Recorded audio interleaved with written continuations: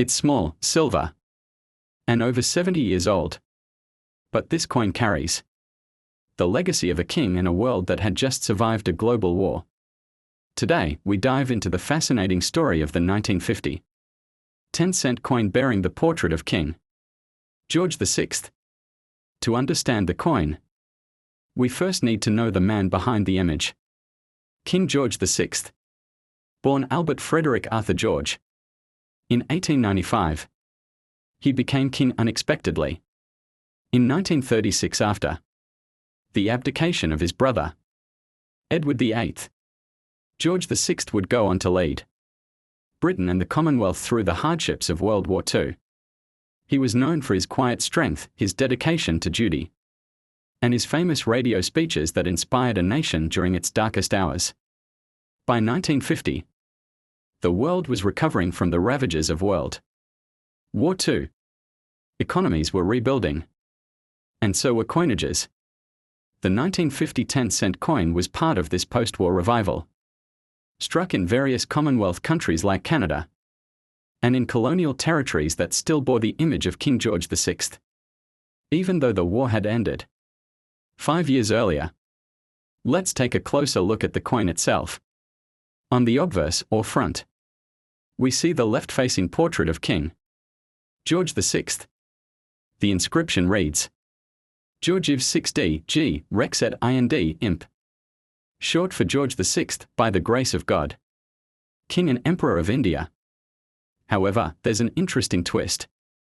By 1950, India had already gained independence, so why was George VI still being called Emperor of India? The answer lies in minting lag and leftover dies. It wasn't until later years that the title was fully removed from all coin designs. The reverse of the coin typically features national symbols, like the Canadian Bluenose schooner on the Canadian 10-cent coin, or local symbols in other versions.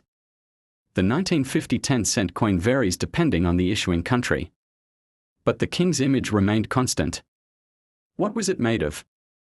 Most 1950 10-cent coins were struck in silver alloys, particularly in Canada, where the composition was 80% silver and 20% copper.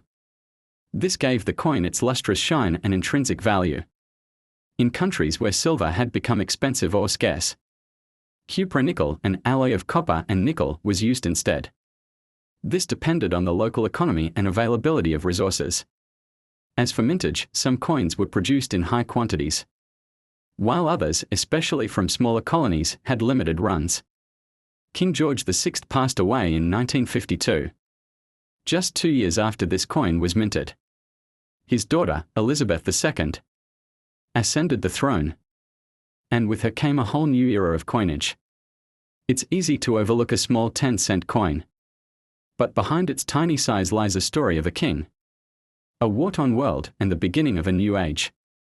The 1950 King George VI 10-cent coin isn't just currency, it's a piece of history. Thanks for watching.